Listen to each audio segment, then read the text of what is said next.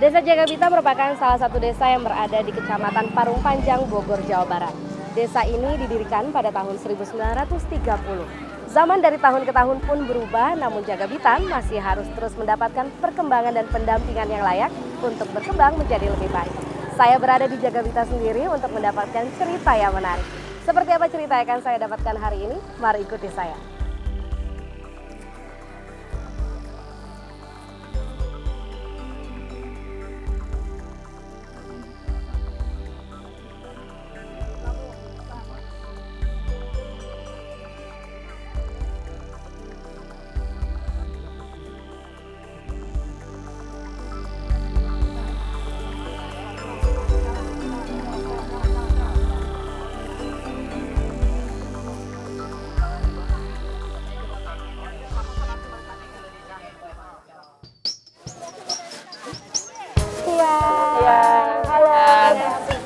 Iya, dengan saya Sukandi. Dari DAI-TV. Ini lagi ada kegiatan apa nih hari ini? Oh, kita lagi membagikan paket lebaran buat yang muslim untuk merayakan Idul Fitri. Nah, terus apa nih yang bisa saya bantu hari ini kira-kira untuk bantuin Sukandi sendiri untuk bagi ke warga yang ada di sini? Iya, hari ini kita lagi mau membagikan ini paket yang berisi 2 botol sirup, beras 5 kilo sama biskuit. Itu ya, hari ini kita sedang membagikan kepada warga desa gitu. Bisa bantu membagikan kepada warga desa juga. Oke, kalau gitu kita beresin dulu nih. Iya, boleh. Yang mana aja nih kira-kira?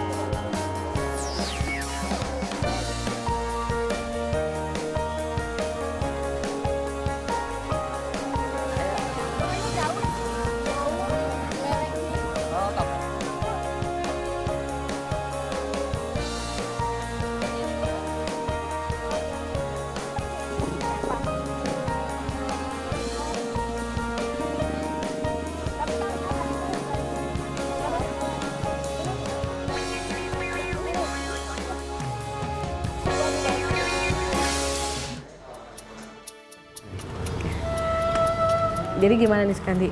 Tadi kan lihat dari Jagabita ya. Terus gimana kalau menurut Sukandi sendiri bantuan yang diberikan kira-kira bermanfaat nggak buat mereka? Pasti bermanfaat sekali buat mereka karena emang perekonomian mereka tuh rata-rata menengah ke bawah. Oke, kita sambil duduk boleh sambil cerita-cerita ya.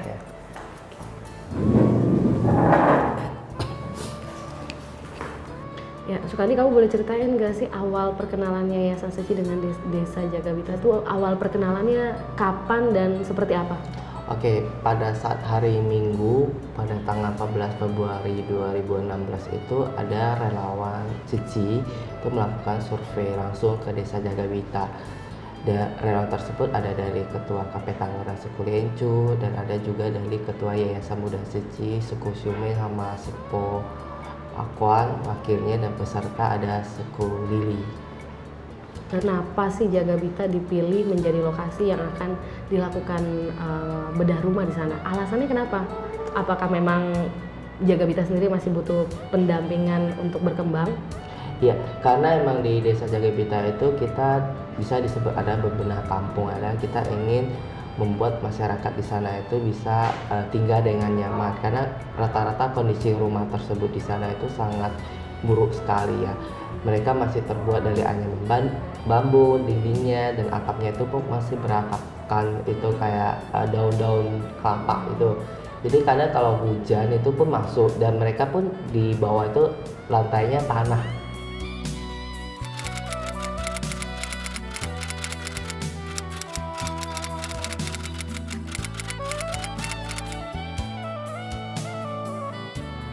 Jadi biasa kadang mereka itu main anak-anak kecil itu mainnya di tanah, di atas tanah. Jadi kemungkinan besar untuk penyakit datang kepada mereka itu pun sangat besar sekali karena emang sangat kotor sekali.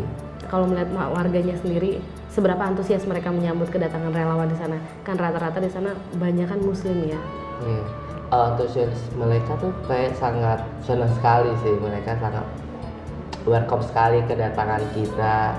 Dan pada saat kemarin kan kita juga ada mengadakan acara pada tanggal 29 ini kita juga ada mengadakan acara bukber bersama dengan mereka beserta penandatanganan kontrak. Jadi ketentuannya akan mereka ikutin oleh prosedur Yayasan Muda Seci dan mereka sangat welcome sekali dan mereka sangat senang sekali. Sukandi bergabung menjadi relawan Yayasan Seci di tahun 2013 dengan kegiatan pertama yang diikutinya bakti sosial kesehatan di salah satu pesantren Nurul Iman, Bogor, Jawa Barat. Ketertarikannya dengan Seci saat ia tak sengaja menonton tayangan Daai TV. Nah, pertama kali yang saya ikut itu adalah baksos di pesantren. Bakso pesantren, terus akhirnya saya pulang ke Singkawang beberapa bulan. Itu saya ikut pemberkahan akhir tahun di sana. Itu saya disupport lagi sama teman-teman saya, karena teman-teman saya ternyata teman SMK saya itu pun juga ikut Seci dukung. Akhirnya saya balik lagi ke sini, saya langsung mulai ikut kegiatan Seci, dari pameran, dari amal, misi amal, survei kasus, dan lain-lainnya. 1 tahun menjadi relawan membawa Sukandi mengenal Yayasan Seci lebih dekat dengan bekerja di kantor perwakilan Seci Tangerang. Bagian amal yang kini dipegangnya membuatnya berikrar tetap bertanggung jawab menjalankan tugasnya. Kalau bilang jenuh, ada sih jenuh ya. Maksudnya saya masih muda, terus kerjanya bersumbangsi. Tetapi saya selalu mengingat bahwa saya ini adalah murid master gitu. Murid master aja nggak pernah jenuh gitu kan. Selama 50 tahun dia mendirikan Seci dengan berbagai permasalahan dan kesulitan, dia tetap melalui dengan tekad yang kuat gitu kan. Dan dia selalu mewarisi tekad kayak Mahabisu Jangchen itu. Dan saya pun sebagai muridnya, dan saya sudah berikrar mau menjadi murid master, tentu saya nggak boleh luntur. Kegiatan relawan dan pekerjaan bagian amal menghubungkannya dengan banyak penerima bantuan yang mengajukan permohonan bantuan. Survei ke rumah-rumah melihat kondisi mereka secara langsung menyadarkan Sukandi bahwa hidup harus selalu bersyukur. Anak bungsu dari 3 bersaudara ini merantau dari Singkawang ke Jakarta untuk mencari pekerjaan yang baik dan bisa membantu orang tua. Bagi Sukandi, daerah kota Jakarta memberikan banyak peluang untuk bekerja. Karena ingin, kalau di Singkawang ya, maksudnya untuk bekerja, cari duit itu kan agak susah. Terus merantau, terus Cici juga ada di sini. Waktu itu pertama kali sih cuma kayak membantu Cici jaga handphone. Terus habis itu saya mulai kuliah terus habis itu udah mulai kenal teman, akhirnya saya mulai kerja di perusahaan-perusahaan gitu. Saya mencari uang juga sih di sini.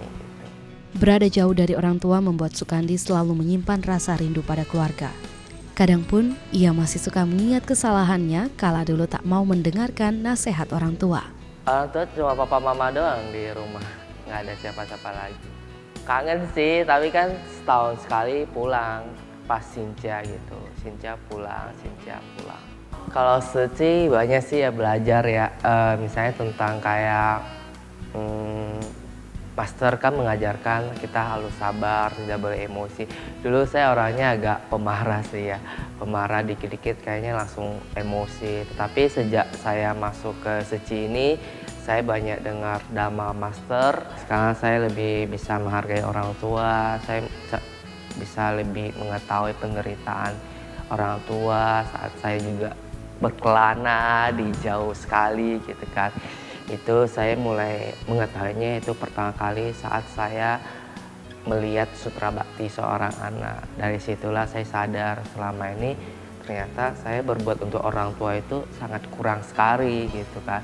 Sangat kurang, tetapi malah lebih menyakitkan orang tua. Saat itu saya bertobat dan saya harus mengubah sikap saya seperti itu. Dan ya minimal setahun saya ada memberi kabar gitu, bulan sekali kasih kabar, nanya kabarnya gimana supaya dia juga tidak cemas saya di sini.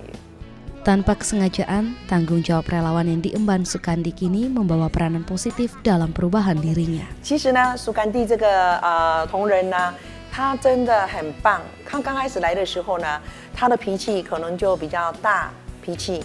那现在他慢慢的跟我们的学习我们的慈济的上人的法以后呢，他在这学习过程中他变得很多。好，那这个苏甘地的孩子他是真的是可以，他学习能力很强的。那在这个过程中呢，那我们就会去找他做很多的事，比如说有那个嘎苏斯的啦，助学金的啦，还有那个环保站的啦，解说啦，还有我们很多的培训的时候呢，在这个过程中，我们都会教他来怎么陪伴他，怎么来成长，怎么来带其他的志工，这样子的过程中，他都可以做得到，他做得非常的好。Dari hal-hal kecil Sukandi belajar untuk bisa menghargai sesama, terutama bagi mereka yang berada di sekitar kita. Dari Sukandi, saya belajar bahwa nilai kehidupan tak hanya selalu dengan materi, tapi hendaknya kita mampu membuat berkah bagi sesama dengan melakukan kebaikan.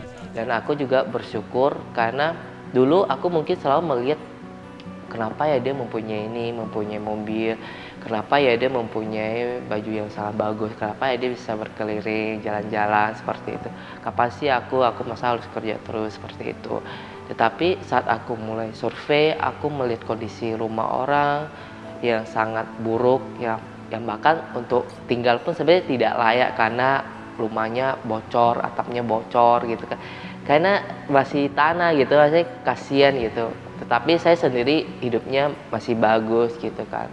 Dari situ saya sangat bersyukur sih untuk kehidupan saya saat ini. Dan saya berjanji kepada saya harus terus menciptakan berkah-berkah buat orang lain seperti itu.